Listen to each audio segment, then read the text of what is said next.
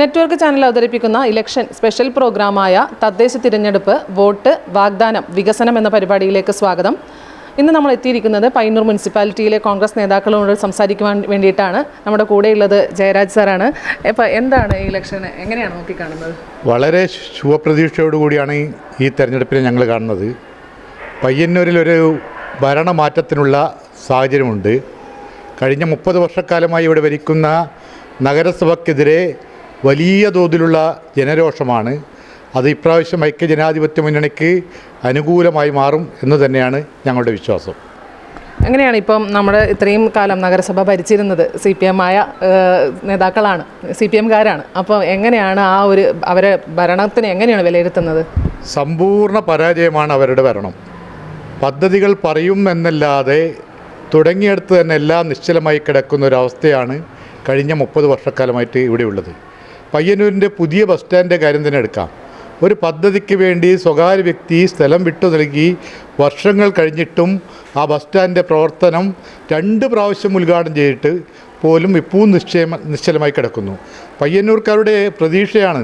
നിങ്ങൾ തൊട്ടടുത്തുള്ള കണ്ണൂർ UDF ഭരിക്കുന്ന കണ്ണൂരൊന്ന് പരിശോധിക്കുക, തളിപ്പറമ്പ് പരിശോധിക്കുക, കാസർഗോഡ് പരിശോധിക്കുക. അവിടെയൊക്കെയുള്ള വികസനങ്ങളെ ഇവിടുത്തെ ഇടതുപക്ഷ സുഹൃത്തുക്കളൊന്ന് കണ്ണൂരൊക്കെ കാണണം എന്നാണ് ഞങ്ങൾക്ക് പറയാനുള്ളത്.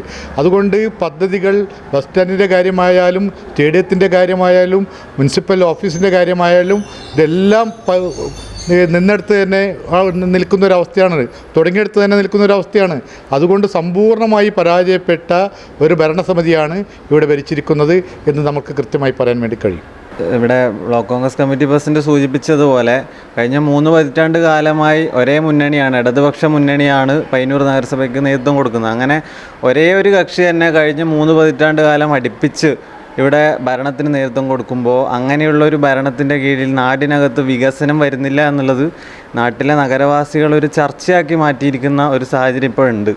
കാര്യം എന്തൊക്കെ കാണിച്ചാലും ഇവിടെയുള്ള രാഷ്ട്രീയ പിൻബലത്തിൻ്റെ അടിസ്ഥാനത്തിൽ നമുക്ക് തന്നെ അധികാരം ലഭിക്കും എന്നുള്ള വലിയ ആത്മവിശ്വാസത്തിൻ്റെ പുറത്താണ് ഇവിടെ വികസനമൊന്നും കാണിക്കാതെ കേവലം രാഷ്ട്രീയ കക്ഷിയുടെ ഉന്നമനത്തിനും അത്തരത്തിലുള്ള രാഷ്ട്രീയ നേതാക്കളുടെ വ്യക്തിപരമായിരിക്കുന്ന സാമ്പത്തിക നേട്ടത്തിനെല്ലാം വേണ്ടി ഈ നഗരസഭയെ ഉപയോഗപ്പെടുത്തുന്നത്. അപ്പോൾ അതിനെതിരെയുള്ള വലിയ വികാരം ജനങ്ങളുടെ ഇടയിൽ ഈ നഗരസഭയ്ക്കകത്തുണ്ട്. അത് UDF-നോടൊപ്പം നിൽക്കുക, ഇവരെ അധികാരത്തിൽ നിന്നും താഴെ ഇറക്കുക എന്നുള്ള വലിയ ചർച്ച ഈ നാട്ടിനകത്തുണ്ട്. അതാണ് നമ്മൾ വലിയ പ്രതീക്ഷയോടുകൂടി നോക്കിക്കാണുന്നത്.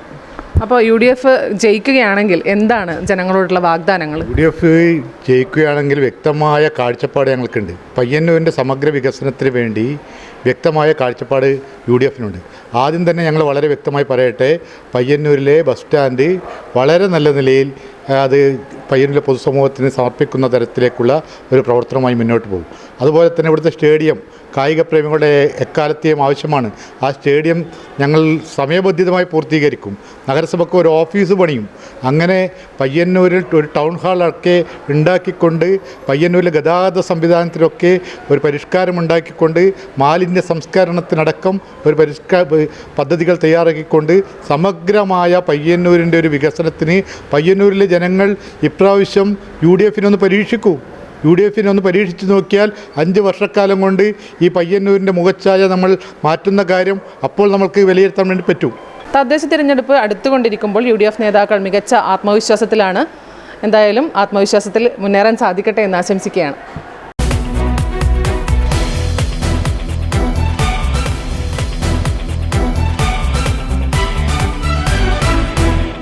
തദ്ദേശ തിരഞ്ഞെടുപ്പ് വോട്ട് വാഗ്ദാനം വികസന പരിപാടിയിൽ ഇപ്പോൾ നമ്മുടെ കൂടെയുള്ളത് CPM പ്രതിനിധികളാണ്. നമുക്ക് സംസാരിക്കാം.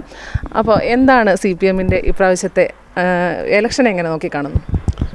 നഗരസഭാ ഇലക്ഷൻ എന്നുള്ള ഇതിലാണെങ്കിൽ തദ്ദേശ സ്വയംഭരണ സ്ഥാപന തെരഞ്ഞെടുപ്പ് കേരളത്തിൽ നമ്മുടെ 11-ാം തീയതി ഡിസംബർ 11 നടത്തുന്നത്. അപ്പോൾ കേരള ഗവൺമെൻറ്റിൻ്റെ ഈ കഴിഞ്ഞ 10 വർഷക്കാലത്തെ വികസന പ്രവർത്തനത്തിൻ്റെ ഭാഗമായിട്ട് തന്നെ ജനങ്ങൾ കേരളത്തിൽ ഇടതുപക്ഷത്തോടൊപ്പം തന്നെയാണ് നിൽക്കുന്നത്, ചേർന്ന് നിൽക്കുകയാണ്.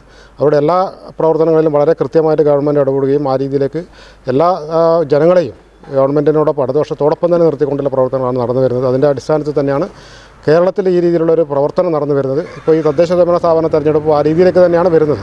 അപ്പോൾ നമ്മുടെ പയ്യന്നൂർ നഗരസഭയിൽ 46 വാർഡുകളുണ്ട്. അപ്പോൾ ആ കേരളത്തിലെ ഗവൺമെൻറ്റിൻ്റെ പ്രവർത്തനത്തിൻ്റെ ഭാഗമായിട്ട് തന്നെ ഏറ്റവും നല്ല രീതിയിൽ നമുക്ക് പയ്യന്നൂർ നഗരസഭയിൽ ഇടതുപക്ഷ സ്ഥാനാർത്ഥികൾ വിജയിച്ച് വരും, നല്ല ഭൂരിപക്ഷത്തിൽ വിജയിച്ച് വരും തന്നെയാണ് നമ്മുടെ പ്രതീക്ഷ എന്ന് ആ രീതിയിൽ തന്നെ വരും എന്നാണ് സൂചിപ്പിക്കേണ്ടത്. അപ്പോൾ ഇപ്പോൾ ഭരണ തുടർച്ച കിട്ടിയിട്ടും ഒരുപാട് ആരോപണങ്ങളും അതുപോലെ ഒരുപാട് പരാതികളും ഉയർന്നു വന്നതാണ്. നമ്മുടെ ഇപ്പം ബൈപ്പാസ് റോഡ് ഏകദേശം ഇപ്പോൾ പൂർത്തിയായി കഴിഞ്ഞു. അപ്പോൾ സ്റ്റേഡിയം, അതുപോലെ പുതിയ ബസ് സ്റ്റാൻഡ്, പാർക്കിംഗ് ഏരിയകൾ, അങ്ങനെയുള്ള ഒരു പ്രശ്നത്തിൽ ഒരുപാട് പരാതികൾ ഉയർന്നു വന്നിട്ടുണ്ട്. അപ്പം ഇനിയിപ്പം ഭരണം കിട്ടുകയാണെങ്കിൽ എങ്ങനെയാണ് അത് ഇത്രയും ലേറ്റ് ആവാനുള്ള കാരണം എന്താണ്? ഈ ഭരണ തുടർച്ച കിട്ടിയിട്ടും ഇതിലൊന്നും ഒരു പുരോഗതിയും വരുത്താൻ സാധിക്കാത്തത് എന്തുകൊണ്ടാണ്? നഗരസഭയിൽ ഇപ്പോൾ കഴിഞ്ഞ ഈ പറഞ്ഞ പ്രവർത്തനങ്ങൾ ഇപ്പോൾ നമ്മൾ സ്റ്റേഡിയം ആയാലും അതുപോലെ തന്നെ മറ്റ് പുതിയ ബസ് സ്റ്റാൻഡ്, ഇപ്പോൾ പറഞ്ഞ ബൈപ്പാസ് റോഡിൻ്റെത് നമുക്കറിയാമെന്ന് വെച്ചാൽ ഈ വർഷം നമുക്കറിയാം മഴ ഏറ്റവും കൂടുതൽ മഴ പെയ്ത ഒരു വർഷമാണ് ഈ വർഷം. അതിൻ്റെ ഭാഗമായിട്ടാണ് ബൈപ്പാസ് റോഡിൻ്റെ പ്രവർത്തനം ആ രീതിയിലേക്ക് നടത്താം ആ സമയത്ത്. പക്ഷേ ഇപ്പോൾ അത് വളരെ നല്ല രീതിയിൽ മെക്കാരം ടാറിങ് അടക്കം വെച്ച് ഏറ്റവും നല്ല രീതിയിൽ തന്നെ അത് പൂർത്തീകരിക്കാൻ വേണ്ടി സാധിച്ചിട്ടുണ്ട്. അപ്പോൾ മറ്റ് പ്രവർത്തനങ്ങൾ എന്ന് പറയുന്നത് സമയബന്ധിതമായിട്ട് തീർക്കുന്നതിന് വേണ്ടിയിട്ടുള്ള പ്രവർത്തനങ്ങൾ നഗരസഭ നേരത്തെ ആസൂത്രണം ചെയ്തിട്ടുണ്ട്. അതുമായി ബന്ധപ്പെട്ട പ്രവർത്തനങ്ങൾ നടന്നു വരികയാണ്. പുതിയ ബസ് സ്റ്റാൻഡിൻ്റെ പ്രവർത്തനങ്ങൾ എല്ലാ ദിവസവും ആ രീതിയിലേക്ക് നടന്നു വരുന്നു. അത് സ്റ്റേഡിയത്തിൻ്റെ പ്രവർത്തനത്തിനും ആ ഭാഗമായിട്ടുള്ള പ്രവർത്തനങ്ങൾ അത് ആ രീതിയിലേക്ക് പൂർത്തീകരിക്കുന്നതിന് വേണ്ടിയുള്ള പ്രവർത്തനങ്ങൾ അതിൻ്റെ ഭാഗമായിട്ട് നടക്കുകയാണ്. ഭരണ തുടർച്ച ഇതുമായി ബന്ധപ്പെട്ടിട്ടുള്ള ഇത് നേരത്തെ പുതിയ ബസ് സ്റ്റാൻഡ് പൂർത്തീകരിക്കേണ്ടതാണ്. പക്ഷേ നേരത്തെ നമുക്ക് ബഹുമാനപ്പെട്ട നമ്മുടെ മുൻ ചെയർമാൻ എസ് ജോജി ഇല്ല കാലത്ത് അതിൻ്റെ പ്രവർത്തനം നടത്തിയതാണ്. അതിൽ ആ സമയത്ത് അതിൻ്റെ വലതുപക്ഷ പ്രവർത്തനം അവർ ശരിക്കും കോൺഗ്രസ്സുകാരൻ തന്നെ പറയാം, അതിന് വളരെ തടയിടുന്ന രീതിയിലേക്കുള്ള പ്രവർത്തനങ്ങളാണ് അന്ന് ഉണ്ടായിട്ടുള്ളത്. അതിനെതിരെ വളരെ ആക്ഷേപങ്ങളൊക്കെ പറഞ്ഞുകൊണ്ട് ഗവൺമെൻറ് തലത്തിൽ തന്നെ ആ രീതിയിലേക്ക് അവർ ഇതിൻ്റെ ഭാഗമായിട്ടാണ് അന്ന് അത് നടപ്പിലാത്തത്. പക്ഷെ അതൊക്കെ തരണം ചെയ്തുകൊണ്ട് ഇപ്പം പുതിയ രീതിയിലറ്റ ആ പ്രവർത്തനമൊക്കെ നടന്നു വരുന്നുണ്ട്. അപ്പോൾ അതൊക്കെ വളരെ കൃത്യമായിട്ട് നമുക്കറിയാം മുൻ ചെയർമാൻ അടക്കമുള്ളവർ കൂടിയുണ്ട്. അവർ ആ കാര്യങ്ങളത് കൃത്യമായിട്ട് സംസാരിക്കുമെന്നുള്ളതാണ് സൂചിപ്പിക്കാനായിട്ട്. ചേച്ചി എന്താണ് അതിനെക്കുറിച്ച് പറയാനുള്ളത്? അത് ബസ് സ്റ്റാൻഡിന് സ്ഥലം 98 തന്നെ 10 ഏക്കർ സ്ഥലം സ്റ്റേഡിയത്തിന് വേണ്ടിയിട്ടൊക്കെ ഒരു ചെയ്തിരുന്നു, അക്വിസിഷനായിരുന്നു. അതുപോലെ തന്നെ ബസ് സ്റ്റാൻഡിന് വേണ്ടിയിട്ടുള്ളൊരു സ്ഥലവും അവിടെ കണ്ടിട്ടുണ്ടായിരുന്നു. എന്നാൽ അതിൽ പല ആരോപണങ്ങളും എൻ്റെ പേരിൽ തന്നെ ഒരുപാട് അഴിമതി, ഗൂഢാലോചന എന്നെല്ലാം പറഞ്ഞ് കള്ളക്കേസ് കൊടുക്കുകയും ആ കേസുമായി ബന്ധപ്പെട്ടിട്ട് ഒരുപാട് പ്രശ്നങ്ങൾ ഉണ്ടാവുകയും ചെയ്തിട്ടുണ്ടായിരുന്നു. അതിൻ്റെ ഭാഗമായിട്ട് അത് നീണ്ടുപോയതാണ്. അതുപോലെ തന്നെ സാമ്പത്തിക പ്രതിസന്ധി ഇപ്പോൾ തന്നെ ബസ് സ്റ്റാൻഡിന് വേണ്ടി ഹഡ്കോയിലേക്ക് ആപ്ലിക്കേഷൻ കൊടുത്ത് ഇതുവരെ കിട്ടിയിട്ടില്ല. ഹഡ്കോ എന്ന് പറഞ്ഞാൽ ഇങ്ങനെയുള്ള സ്ഥാപനങ്ങളെ സഹായിക്കുന്ന ഒരു സാമ്പത്തിക സഹായം ചെയ്യുന്നൊരു സ്ഥാപനമാണ്. പക്ഷേ ഇപ്പോൾ അവർ അവസാനം ഒരുപാട് 2-3 വർഷം മുമ്പേ തന്നെ അപേക്ഷ കൊടുക്കുകയും അതിൻ്റെ കാര്യങ്ങൾ നീക്കുകയും ചെയ്തെങ്കിലും അവസാന ഘട്ടത്തിൽ എന്തൊക്കെയോ നിബന്ധനകൾ നഗരസഭയ്ക്ക് അംഗീകരിക്കാൻ പറ്റാത്ത നിബന്ധനകൾ പറഞ്ഞുകൊണ്ട് മടക്കി. അപ്പോൾ സാമ്പത്തിക പ്രശ്നമുണ്ട്. പ്ലാൻ ഫണ്ട് ഉപയോഗിച്ചിട്ടല്ല, അവരെ സ്വന്തം ഫണ്ട് ഉപയോഗിച്ചിട്ടാണ് ഇപ്പോൾ അവർ ചെയ്യാനത് തീരുമാനിച്ചിട്ടുള്ളത്. ഇപ്പം നടക്കും. ഏതായാലും അതിൻ്റെ പ്രാരംഭ പ്രവർത്തനങ്ങൾ നടത്തിയിട്ടുണ്ടല്ലോ, ഷെഡും കാര്യമെല്ലാം ഉണ്ടാക്കിയിട്ടുണ്ട്. അത് ഈ പുതിയ തെരഞ്ഞെടുപ്പോട് കൂടിയിട്ട് നടത്താൻ സാധിക്കുമെന്നാണ് എൻ്റെ പ്രതീക്ഷ. ഇപ്പോൾ CPM സംബന്ധിച്ചിടത്തോളം നമ്മൾ നോക്കുകയാണെങ്കിൽ 2 കാര്യങ്ങൾ അതിൽ ചോദിക്കാനുള്ളത്. ഒന്ന് കാരയിലത്തെ സ്ഥാനാർത്ഥിത്വം, അതുപോലെ നിഷാദിൻ്റെ ജയിൽവാസം. അപ്പം ഇതിലെന്താണ് പറയാനുള്ളത്? കാരയിലത്തെ പ്രശ്നം എന്ന് പറയുന്നത് അത് നേരത്തെ പാർട്ടി ഇടപെട്ടുകൊണ്ട് തീർത്തിട്ടുള്ള ഒരു പ്രശ്നമാണ്. ഇപ്പോൾ അവിടെ ഉള്ളത് ഒരു റിബൽ സ്ഥാനാർത്ഥി എന്നുള്ള രീതിയിലേക്ക് അവിടുത്തെ ഒരു പ്രവർത്തകൻ ആ രീതിയിലേക്ക് വന്നു. അത് പാർട്ടി ആ രീതിയിലേക്ക് തന്നെ കാണുന്നു. പക്ഷേ അവിടുത്തെ ജനങ്ങൾ നമ്മുടെ അടിസ്ഥാനപരമായിട്ട് നമ്മൾ പറഞ്ഞാൽ അവിടുത്തെ ജനങ്ങളൊക്കെ എന്നും ഇടതുപക്ഷത്തോടൊപ്പമാണ്. ഇന്നും ആ കാര്യത്തെ ജനങ്ങൾ ഇടതുപക്ഷത്തോടാണ്. വൻ ഭൂരിപക്ഷത്തിൽ തന്നെ അവിടെ ഇടതുപക്ഷ സ്ഥാനാർത്ഥി വൻ ഭൂരിപക്ഷത്തിൽ തന്നെ വിജയിച്ചു വരുന്നില്ലെന്നാണ് പാർട്ടിക്ക് പറയാനുള്ളത്. അതുപോലെ നിഷാദിൻ്റെ ഇത് നമുക്കറിയാം നേരത്തെ 10-15 വർഷം മുന്നേ നടന്നിട്ടുള്ള ഒരു കേസുമായി ബന്ധപ്പെട്ടിട്ടാണ് ഈ സമയത്ത് അദ്ദേഹത്തെ അറസ്റ്റ് ചെയ്യുകയും അതുപോലെ തന്നെ ജയിലടക്കുകയും ചെയ്തിട്ടില്ല. പക്ഷേ അത് യാതൊരു വിധത്തിലും പാർട്ടിക്കോ അല്ലെങ്കിൽ ആ പ്രദേശത്തിനോ ആ രീതിയിലൊരു പ്രശ്നം. അവിടെ ഇപ്പോൾ പാർട്ടിയുടെ ഈ തെരഞ്ഞെടുപ്പ് പ്രവർത്തനം നടത്തുന്നത് വൻ ജനപങ്കാളിത്തത്തോടു കൂടിയാണ്. അപ്പോൾ നിഷാദ് സ്ഥലത്തില്ലെങ്കിലും അദ്ദേഹത്തിൻ്റെ പ്രവർത്തനം നടക്കുന്നത് അവിടുത്തെ മുഴുവൻ ജനങ്ങളുടെയും പിന്തുണയോടെ എല്ലാ വീടുകളിലും കയറി ചെന്നുള്ള പ്രവർത്തനമാണ്. മുഴുവൻ ജനങ്ങളും നിഷാദിനൊപ്പം തന്നെയാണ്. വൻ ഭൂരിപക്ഷത്തിൽ അവിടെ നിഷാദ് ജയിച്ചു വരുന്നില്ല തന്നെയാണ് സൂചിപ്പിക്കുന്നത്. അപ്പോൾ ഇനിയിപ്പം ഭരണ തുടർച്ചയാണെങ്കിൽ എങ്ങനെയാണ് ജനങ്ങളോടുള്ള വാഗ്ദാനങ്ങൾ? ഭരണ തുടർച്ച ഇപ്പോൾ നഗരസഭയിലും അതുപോലെ തന്നെ കേരളത്തിലെ ഗവൺമെൻറ്റിൻ്റെ ഭരണ തുടർച്ചയായാലും കേരളത്തിൽ നമുക്കറിയാം ഇപ്പോൾ കേരളത്തിൻ്റെ ഭരണം എന്ന് പറയുന്നത് നമ്മുടെ രാജ്യം തന്നെ ഉറ്റുനോക്കുന്ന രീതിയിലുള്ള സമാന്തരമായിട്ടൊരു ഭരണമാണ്. ഇപ്പോൾ നമുക്കറിയാം കേരളത്തിനെ കേന്ദ്ര ഗവൺമെൻറ് സാമ്പത്തികമായി ഞെക്കി പിഴിയുമ്പോഴും വളരെ നല്ല രീതിയിൽ അതിനൊക്കെ തരണം ചെയ്തുകൊണ്ട് ജനങ്ങളെയൊക്കെ അണിനിരത്തിക്കൊണ്ടുള്ള ഒരു പ്രവർത്തനം കേരളത്തിലെ ഗവൺമെൻറ് നടത്തുന്നു. ഇനി തുടർ ഭരണം എന്ന് പറയുന്നത് നമുക്ക് രാജ്യത്ത് തന്നെ മാതൃകാപരമായിട്ടുള്ള ഒരു പ്രവർത്തനം കാഴ്ചവെക്കാൻ കേരളത്തിലത്തെ ഗവൺമെൻറ്റിന് സാധിക്കും. ആ രീതിയിൽ പിന്തുണ എല്ലാ ഭാഗത്തെ ജനങ്ങളിൽ നിന്ന് നമ്മുടെ ഗവൺമെൻറ്റിനുണ്ട് എന്നുള്ളത് നമുക്ക് കാണാൻ വേണ്ടി സാധിക്കും. ഇപ്പോൾ നന്ദകുമാർ ഇപ്പോൾ മത്സരിക്കുന്നത് ഇത് മൂന്നാം തവണയാണ്. ഇതിനു മുമ്പ് 2 തവണ ഇവിടെ ജയിച്ച ഒരു വാർഡാണ്. അതായത് 2005-ലും 2015-ലും UDFൻ്റെ ശക്തരായിട്ടുള്ള സ്ഥാനാർത്ഥികളായിട്ടുള്ള ആർ വേണുവിനെയും അതുപോലെ തന്നെ AP നാരായണനെ പരാജയപ്പെടുത്തിക്കൊണ്ടാണ് നന്ദകുമാർ വിജയിച്ചു വന്നിട്ടുള്ളത്. അപ്പോൾ അതിൻ്റെതായിട്ടുള്ള ഗുണങ്ങൾ ഈ വാർഡിൽ ധാരാളം പ്രകടമായിട്ട് തന്നെ ഉണ്ടാക്കാൻ വേണ്ടി സാധിച്ചിട്ടുണ്ട്. ഇനി അങ്ങോട്ടുള്ള ഭാവി പ്രവർത്തനങ്ങളിലും നന്ദൻ ഈ വാർഡിൽ സജീവമായിട്ട് തന്നെ ഉണ്ടാവും. എല്ലാ കാര്യങ്ങളും ഇടപെട്ടുകൊണ്ട് ജനങ്ങളുടെ ദൈനംദിന ജീവിതവുമായി ബന്ധപ്പെട്ടുകൊണ്ടുള്ള എല്ലാ പ്രാദേശിക പ്രശ്നങ്ങളിലും ഇടപെട്ടുകൊണ്ടുള്ള ഒരു പ്രവർത്തനമായിരിക്കും നന്ദൻ്റെ ഭാഗത്ത് ഉണ്ടാവുക എന്നുള്ളത് ഞങ്ങൾക്ക് പരിപൂർണമായ വിശ്വാസമുണ്ട്. വളരെ ആവേശത്തോടുകൂടിയാണ് ഞങ്ങളെല്ലാം കാണുന്നത്. കാരണം കേരളത്തിലെ ഗവൺമെൻറ് കഴിഞ്ഞ 9.5 വർഷം നടത്തിയിട്ടുള്ള ജനപക്ഷമായിട്ടുള്ള നയങ്ങൾ, ആ ആത്മവിശ്വാസത്തിലാണ് ഈ തെരഞ്ഞെടുപ്പിലെ ഞങ്ങൾ നോക്കിക്കാണുന്നത്. ഇവിടെ സൂചിപ്പിച്ചതുപോലെ 2 തവണയും ഈ വാർഡിൻ്റെ മെമ്പറായിട്ട് നന്ദേട്ടൻ ഏറ്റവും ആത്മാർത്ഥമായ രീതിയിൽ പ്രവർത്തിക്കുകയും ധാരാളമായിട്ടുള്ള വികസനം, ഇപ്പോൾ ടീച്ചർ പറഞ്ഞ പോലെയുള്ള റോഡ് നവീകരണമായാലും സ്ട്രീറ്റ് ലൈറ്റുകളായാലും അതുപോലെ തന്നെ ഇവിടെയുള്ള ഈ ഓവുചാല് അദ്ദേഹത്തിൻ്റെ ഒരു ഭരണകാലത്താണ് ഏറ്റവും ഭംഗിയായിട്ട് നിർവഹിച്ചിട്ടുള്ളത്. ഇപ്പോൾ ഉള്ള പോരായ്മകൾ ഈ തിരഞ്ഞെടുക്കപ്പെടുന്ന ഘട്ടത്തിൽ അദ്ദേഹത്തിന് പൂർത്തീകരിക്കാൻ കഴിയും എന്ന ആത്മവിശ്വാസമുണ്ട്. തികഞ്ഞ ആത്മവിശ്വാസത്തോടു കൂടിയാണ് ഈ തെരഞ്ഞെടുപ്പിൽ ഞങ്ങൾ ഇടതുപക്ഷം ഈ തെരഞ്ഞെടുപ്പിനെ അഭിമുഖീകരിക്കുന്നത്.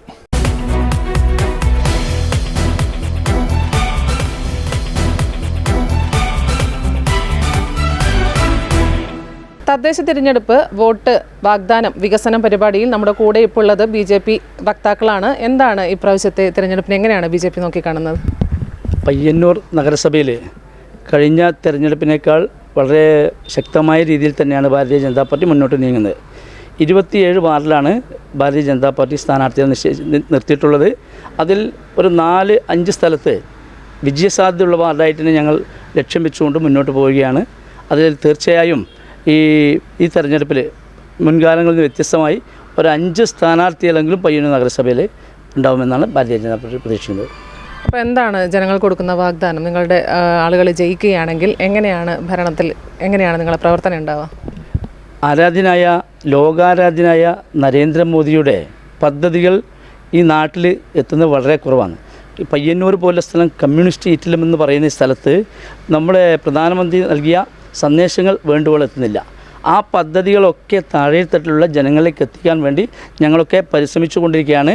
ഒരു പയ്യന്നൂർ നഗരസഭയിൽ അതിനനുസരിച്ച് മെമ്പർമാർ വരികയാണെങ്കിൽ അവിടെ നിന്നുള്ള എല്ലാ കാര്യങ്ങളും നഗരസഭയിലെ വാർഡ് തലങ്ങളിൽ നമുക്ക് ചെയ്ത് ജനങ്ങളെ ഇത് ബോധ്യപ്പെടുത്താൻ പറ്റും. ഒരുപാട് പദ്ധതികളുണ്ട്, അതൊക്കെ വിജയിപ്പിക്കാൻ പറ്റും എന്നാണ് ഭാരതീയ ജനതാ പാർട്ടിക്ക് പറയാനുള്ളത്. ഇതുവരെയുള്ള നഗരസഭയുടെ നടത്തിപ്പ്, അതായത് എങ്ങനെയാണ് അവരുടെ ഒരു ഭരണരീതിയെ എങ്ങനെയാണ് BJP നോക്കിക്കാണുന്നത്? നഗരസഭയിൽ പ്രവർത്തനം വളരെ മോശമായ ഒരു രീതിയിലാണ്. ചില ഗുണങ്ങളുണ്ടാവുമായിരിക്കും, പക്ഷേ എങ്കിലും റോഡിൻ്റെ അവസ്ഥ ഒന്ന് നോക്കിയാൽ മതി. റോഡ് ഇപ്പം ഇലക്ഷൻ്റെ തലേന്നാണ് റോഡ് വൃത്തിയാകുന്നത്. കാലങ്ങളായി പൊട്ടിപ്പൊളിഞ്ഞുകൊണ്ടിരിക്കുന്ന റോഡ് 10-30 വർഷത്തോളം ഒരു ബസ് സ്റ്റാൻഡ് എന്ന സ്വപ്നവുമായി ബന്ധപ്പെട്ട് 30 വർഷത്തെ പഴക്കം ഇന്നും എവിടെയും എത്തിയില്ല. ആ സ്ഥലമെടുപ്പുമായി ബന്ധപ്പെട്ട് തന്നെ അന്ന് ജനങ്ങളിടയിൽ ഒരു അസ്വസ്ഥത, ഒരു അഴിമതിയുടെ രീതിയിലൊരു അസ്വസ്ഥത അന്ന് തന്നെ ഉണ്ടായിട്ടുണ്ടായിരുന്നു. ഇന്നും അത് എവിടെയും എത്താത്ത രീതിയിൽ മുന്നോട്ട് പോവുകയാണ്. 2 പ്രാവശ്യം അത് ഉദ്ഘാടനം കഴിഞ്ഞു. പയ്യന്നൂർ നഗരസഭയിൽ ഒരു ബസ് സ്റ്റാൻഡില്ല. ഒരു യു ടേൺ ആകൃതിയിൽ ബസ് സ്റ്റാൻഡ് പറഞ്ഞാൽ അത് പയ്യന്നൂരിന് തന്നെ ഒരു നാണക്കേടാണ്. കൂടാതെ കണ്ട് ഈ പയ്യന്നൂർ ഗവൺമെൻറ് ആശുപത്രി, താലൂക്ക് ആശുപത്രി പണ്ട് കാലങ്ങളിൽ നമ്മൾ ധർമാശുപത്രി എന്ന് പറയുന്നതായിരുന്നു ഇതിനേക്കാൾ ഗുണം. ഇന്ന് വലിയൊരു സമുച്ചയം അവിടെ ഉണ്ട്, ബിൽഡിംഗ് ഉണ്ട് എന്നല്ലാണ്ട് അതിൽ വേണ്ടുവോളം ആരോഗ്യകരമായ കാര്യങ്ങൾ ചെയ്യാൻ വേണ്ടിയിട്ടുള്ള സംവിധാനങ്ങൾ കുറവാണ്. അവിടെ ഫിസിഷ്യൻ്റെ അഭാവം വളരെ കുറേ കാലമായി ഞങ്ങൾ താലൂക്ക് വികസന സമിതിയിലൊക്കെ MLA യോട് പറയുന്നുണ്ട്. ആ സംവിധാനം നടക്കുന്നില്ല. രോഗികൾക്ക് വേണ്ടിയിട്ട് ആടെ കിടപ്പ് രോഗികളെ 300ഓളം കിടപ്പ് രോഗികളെ ചികിത്സിക്കാനുള്ള സംവിധാനങ്ങൾ അവിടെയുണ്ട്. ഒരു വർഷം തന്നെ 300 രോഗികൾ കിടക്കുന്നുണ്ടോ എന്ന് നമുക്ക് പറയാൻ പറ്റുന്നില്ല. ആ അവസ്ഥയാണ്. അപ്പോൾ അവിടെ സാഹചര്യം എല്ലാം ചെയ്യാനുള്ള എല്ലാം ഉണ്ടെങ്കിലും അത് വേണ്ടുന്ന രീതിയിൽ ഉപയോഗിക്കുന്നില്ല എന്നുള്ളതാണ് നമ്മൾക്കേറെ വേദന. ഇതുപോലെ തന്നെ ഈ ഫ്ലാറ്റ് സമുച്ചയം കോറം ഹൈസ്കൂളിൻ്റെ പരിസരത്ത് ഫ്ലാറ്റ് സമുച്ചയവുമായി ബന്ധപ്പെട്ട് അവിടെ കമ്പിയിൽ തുരുമ്പെടുത്ത് നാശമായിരിക്കുകയാണ്. ഈ പണമൊക്കെ നമ്മൾ പണമല്ലേ, ജനങ്ങൾ നികുതി പണമല്ലേ. ഈ കാനായി മുക്കൂട് പിന്നോക്ക വിഭാഗത്തിൻ്റെ വികസനവുമായി ബന്ധപ്പെട്ട് ഹരിത സംവിധാനവുമായി അതിൻ്റെ മുകളിൽ ഒരു 8 ഏക്കറോളം സ്ഥലത്ത് ബിൽഡിംഗ് എടുത്തിട്ടുണ്ട്. ആ ബിൽഡിങ്ങിൻ്റെ കഴിഞ്ഞ വർഷം ഞങ്ങളൊക്കെ അവിടെ കയറിയ സമയത്ത് കാട് മൂടിക്കിടന്ന് ആ ബിൽഡിങ്ങിൻ്റെ ക്ലോസറ്റൊക്കെ തച്ച് പൊളിച്ച അവസ്ഥയാണ്. ഇതൊക്കെ പൊളിക്കാൻ, അത് വൃത്തിയാക്കുന്നതിന് പകരം അതൊക്കെ പൊളിച്ച് നാശമാക്കുന്നു എന്ന് പറയുമ്പോൾ അത് ശ്രദ്ധിക്കാൻ പറ്റുന്നില്ല എന്ന് പറയുമ്പോൾ ഇത് ഭരണാധികാരികളെ പിടിപ്പുകേടല്ലേ. കഴിഞ്ഞ ദിവസം ഞങ്ങൾ കുറേ കാലത്തിന് ശേഷം റോഡിൻ്റെ വികസനവുമായി ബന്ധപ്പെട്ട് നമ്മൾ സമരത്തിലൊക്കെ ഞങ്ങളൊക്കെ ഉണ്ടായിരുന്നു. ഈ കഴിഞ്ഞ സമയത്ത് യൂത്ത് കോൺഗ്രസിൻ്റെ ഒരു സമരവുമായി ബന്ധപ്പെട്ട് ചെയർപേഴ്സൺ പ്രതികരിക്കുന്നത് നമ്മൾ കണ്ടു. വളരെ വിഷമമുണ്ട്. ഒരു ജനങ്ങൾക്ക് പ്രതികരണം ഉണ്ടാകുന്ന സമയത്ത് അതിനെ കാണുക, എന്തിനാണ് പ്രതിഷേധിക്കുന്നത് മനസ്സിലാക്കുക എന്നല്ലാണ്ട് ചെയർപേഴ്സണെ പോലെ അവർ ചാടി വന്നില്ല അതിന് പ്രതികരിക്കുക. അത് നാണക്കേട്, പയ്യന്നൂരിന് തന്നെ നാണക്കേട് ഉണ്ടാക്കുന്ന ഒരവസ്ഥയാണ്. പയ്യന്നൂർ ടൂറിസവുമായി ബന്ധപ്പെട്ട് നമ്മളെ ഗാന്ധി പാർക്ക്, എന്താണ് ഗാന്ധി പാർക്കിൻ്റെ അവസ്ഥയെന്ന് വളരെ പരിതാപകരമാണ്. ഗാന്ധി പാർക്കിൽ അതിൻ്റെ ഓടൊക്കെ പൊളിഞ്ഞ് വീണ് ഗാന്ധിയുടെ പാദസ്പർശമേറ്റ പയ്യന്നൂരിലെ പുണ്യഭൂമിയൊക്കെ പറയുന്ന സ്ഥലത്ത് അതിനനുസരിച്ചുള്ള വികസനങ്ങളില്ല. ഈ സ്വാതന്ത്ര്യ സമരത്തിന് പേര് കേട്ട ഉളിയത്തങ്കടവ് എന്താണ് അവസ്ഥ? വളരെ മോശമാണ്. ഇപ്പം ആ ഉളിയത്തങ്കടവെല്ലാം ചരിത്ര സ്മാരകമായിട്ട് എന്നും നിലനിൽക്കുന്ന ഒരുപാട് ആൾക്കാർ വരാനും അതിനനുസരിച്ച് അത് കാണാനും അത് ജനങ്ങളിലേക്ക് എത്തിക്കാനും വേണ്ടുന്ന സൗകര്യം ഒരുക്കേണ്ട ആ ഉളിയത്തങ്കടവൊക്കെ ഇന്ന് ഒന്നുമില്ലാത്ത രീതിയിൽ ചില കുട്ടികളെല്ലാം അവരെ ചില താല്പര്യങ്ങൾ മാത്രം സംരക്ഷിക്കാതുകൊണ്ട് അതിന് വേണ്ടുന്ന സ്ഥലമായി മാറിക്കൊണ്ടിരിക്കുകയാണ്. അപ്പോൾ പയ്യന്നൂർ നഗരസഭയിൽ അടിസ്ഥാന വികസനം ഇല്ല എന്ന് തന്നെയാണ് ഞങ്ങൾക്ക് പറയാനുള്ളത്. ഇപ്പം അവസാന നിമിഷം ഇലക്ഷനോടടുക്കെ ഒരു താറിങ് ചെയ്തു എന്നല്ലാതെ റോഡ് പ്ലാനിങ്ങോടുകൂടിയില്ല, ഒരു റോഡ് വികസനമില്ല. റോഡ് വികസനം എന്ന് പറയുമ്പോൾ അതിന് നമ്മൾ ഓവുചാൽ വെള്ളം പോകേണ്ട സംവിധാനത്തോടു കൂടിയില്ല ഒരു റോഡ് വികസനമാണ് വേണ്ടത്. അതില്ല. അതൊക്കെ ഭാരതീയ ജനതാ പാർട്ടി അധികാരത്തിൽ വന്നു കഴിഞ്ഞാൽ, ഭാരതീയ ജനതാ പാർട്ടി കൗൺസിലർ വന്നു കഴിഞ്ഞാൽ നമ്മൾക്കൊക്കെ അത് ചെയ്യാൻ പറ്റും എന്ന പൂർണ്ണ ബോധ്യം ഞങ്ങൾക്കൊക്കെ ഉണ്ട്. ഇടതുപക്ഷ സർക്കാരാണ് ഈ കാലങ്ങളായി പയ്യന്നൂർ നഗരസഭ ഭരിച്ചുകൊണ്ടിരിക്കുന്നത്. 28 വർഷക്കാലമായി പയ്യന്നൂർ ഒരു സ്റ്റേഡിയത്തിന് വേണ്ടി സ്ഥലം അക്വയർ ചെയ്ത് അവിടെ പ്രവൃത്തികൾ നടന്നുകൊണ്ടിരിക്കുന്നു. ഓരോ വർഷവും ഒരു ബഡ്ജറ്റിൽ ഒരു പൈസ തുക മാറ്റിവെക്കുകയും ആ പൈസ കോൺട്രാക്ടർമാർക്ക് പുട്ടടിക്കുന്നതിന് വേണ്ടി കൊടുക്കുകയും ചെയ്യുന്ന ഒരു അവസ്ഥയാണ്. 28 വർഷമായി ആ പ്രവർത്തനം നടന്നുകൊണ്ടേയിരിക്കുന്നു, ആ പ്രോസസ്സ് നടന്നുകൊണ്ടിരിക്കുന്നു. ഇന്നും അത് എവിടെയും എത്തിയിട്ട് 25% പോലും നടന്നിട്ടില്ല. വേറെ ഒന്ന് ഉള്ളത്, അവിടെ തന്നെ തൊട്ട് മുട്ടിയിട്ട് തന്നെ ഉണ്ട് നമ്മുടെ ഒരു തിയേറ്റർ കോംപ്ലക്സ്, ഗവൺമെൻറ്റിൻ്റെ തിയേറ്റർ കോംപ്ലക്സ് 2023 കമ്മീഷൻ ചെയ്യേണ്ട സ്ഥാപനമാണ്. അത് ഇന്ന് ഫണ്ടില്ലാത്ത കാരണം അത് മുടങ്ങിക്കിടക്കുന്നു, കാട് കയറി കിടക്കുന്നു, മുഴുവൻ വെള്ളക്കെട്ടും ഇതും മാത്രമാണ്. അത് മറ്റ് സാമൂഹ്യ ദ്രോഹികൾ മറ്റ് ആവശ്യങ്ങൾക്ക് വേണ്ടി ഉപയോഗിക്കുന്നു എന്നുള്ളതാണ് ആ പ്രദേശവാസികളുടെ ഇടയ്ക്ക് അറിയാൻ പറ്റുന്നത്. അതേ തൊട്ടടുത്ത് തന്നെയാണ് വേറൊരു നമ്മുടെ ബസ് സ്റ്റാൻഡിന് വേണ്ടി സ്ഥലം അക്വയർ ചെയ്തിട്ടില്ല. ഒരുപാട് കോടിക്കണക്കിന് പൈസ ഇതിൻ്റെ പേരിൽ ഈ 3 കാര്യങ്ങൾക്ക് വേണ്ടി വകമാറ്റിയിട്ടുണ്ട്. അത് അഴിമതി നടത്തിയിട്ടുണ്ട്. അതൊന്നും ഇതുവരെ ഒരു ഉപയോഗത്തിന് എത്തുന്ന രീതിയിൽ, സാധാരണക്കാരായ ജനങ്ങൾക്ക് ഉപയോഗത്തിന് എത്തുന്ന രീതിയിൽ ചെയ്യാൻ ഈ നഗരസഭയ്ക്ക് സാധിച്ചിട്ടില്ല. അതുപോലെ തന്നെ 10,000 കുളങ്ങളുണ്ട് ഈ എല്ലാ സ്ഥലങ്ങളിലും. ചില പ്രത്യേക താല്പര്യങ്ങൾ വെച്ചുകൊണ്ട് ചില സ്ഥലങ്ങളിലും ചില ഏരിയയിലും ഇല്ല കുളങ്ങൾ മാത്രം നവീകരിക്കുന്നു. മറ്റ് പൈതൃകമായി സൂക്ഷിക്കേണ്ടുന്ന പല കുളങ്ങളും അതുപോലെയെല്ലാം നഗരസഭ ഏറ്റെടുക്കുകയും നഗരസഭയുടെ ഫണ്ടാണെന്ന് പറഞ്ഞുകൊണ്ട് കേന്ദ്ര ഗവൺമെൻറ്റിൻ്റെ ഫണ്ടുകൾ ഉപയോഗിച്ചുകൊണ്ട് ആ കുളങ്ങൾ നവീകരിക്കുകയും അതിന് നമ്മുടെ നഗരസഭയിലെ വാർഡ് കൗൺസിലറുടെയും അതല്ലെങ്കിൽ നഗരസഭയുടെയും പേര് പറഞ്ഞുകൊണ്ട് അവരുടെ വികസന പദ്ധതിയാണെന്ന് പറഞ്ഞുകൊണ്ട് ചിത്രീകരിക്കുകയും ചെയ്യുന്ന ഒരവസ്ഥയാണ് പയ്യന്നൂർ നഗരസഭയിൽ കാണുന്നത്. എന്തിനധികം പറയണം, നമ്മുടെ റെയിൽവേ മേൽപ്പാലം പുഞ്ചക്കാട് ഒരു ഏഴിമല മേൽപ്പാലം വരുന്നു. അതിന് ബോർഡ് വെച്ചിരിക്കുന്നു. പിണറായി വിജയൻ അതുപോലെ തന്നെ അവിടുത്തെ MLA അതുപോലെ മുഹമ്മദ് റിയാസ് ഈ ബോർഡ് വെച്ചതിൻ്റെ സത്യാവസ്ഥ, ഇതിലെ റെയിൽവേയുമായി ബന്ധപ്പെട്ട ഒരു വർക്കിലും സംസ്ഥാന സർക്കാരിന് ഒരു 10 പൈസ പോലും ചിലവാക്കാൻ സാധിക്കില്ല. അത് റെയിൽവേ ആണ് ചെയ്യേണ്ടത് എന്ന് എല്ലാവർക്കും പകൽ പോലെ അറിയുന്ന കാര്യങ്ങൾ. എന്നിട്ടും അത് ഈ രീതിയിൽ ഫ്ലക്സ് അടിച്ചു വെക്കുന്നു. പയ്യന്നൂർ അമ്പലത്തിൻ്റെ സൈഡിലുള്ള ചിറയുടെ വികസനം 35 ലക്ഷം രൂപ MLAയുടെ ആസ്തി വികസന ഫണ്ടിൽ നിന്നാണ് ചിലവാക്കിയതെന്ന് എഴുതിയിട്ടുണ്ട്. എന്നാൽ MLAയുടെ അംഗീകാരത്തോടു കൂടി തന്നെ ആയിരിക്കും. എന്നിരുന്നാലും കേന്ദ്ര ഫണ്ടാണ് അവിടെ വന്നിട്ടുള്ളതെന്ന് നമുക്ക് മനസ്സിലാക്കാൻ സാധിച്ചിട്ടുണ്ട്. അത് തുറന്നു പറയാനുള്ള ആർജവം ഇനിയിപ്പോൾ കേന്ദ്ര ഗവൺമെൻറ് ആയാലും സംസ്ഥാന ഗവൺമെൻറ്റിനെ ആയാലും ചെയ്യുന്ന കാര്യങ്ങൾ ചെയ്തു എന്ന് പറയാനുള്ള ആർജവം നമ്മുടെ ഈ പയ്യന്നൂർ നഗരസഭയിലെ എല്ലാ പാർട്ടി നേതാക്കന്മാരും ഇനിയിപ്പോൾ BJP-കാരായാലും പിണറായി സർക്കാർ എന്തെങ്കിലും ചെയ്തിട്ടുണ്ടെങ്കിൽ അത് ചെയ്തു എന്ന് പറയാനുള്ള ആർജവം കാണിക്കണം. രാഷ്ട്രീയ നേതാക്കന്മാർക്ക് ഉണ്ടാവേണ്ട അത് ഒരു വ്യക്തമായും കൃത്യതയോടും കൂടി അത് ജനങ്ങളിലേക്ക് എത്തിക്കാൻ സാധിക്കണം എന്നുള്ളതാണ് ഈ അവസരത്തിൽ ഇത്രമാത്രമേ പറയാനുള്ളൂ. എന്തായാലും തദ്ദേശ ഭരണ തിരഞ്ഞെടുപ്പ് ഇവിടെ ആഗതമായിരിക്കുകയാണ്. 3 മുന്നണികളും നല്ല വിജയ പ്രതീക്ഷയിലാണ്. എന്തായാലും നമുക്ക് വോട്ടെടുപ്പിൽ കാണാം.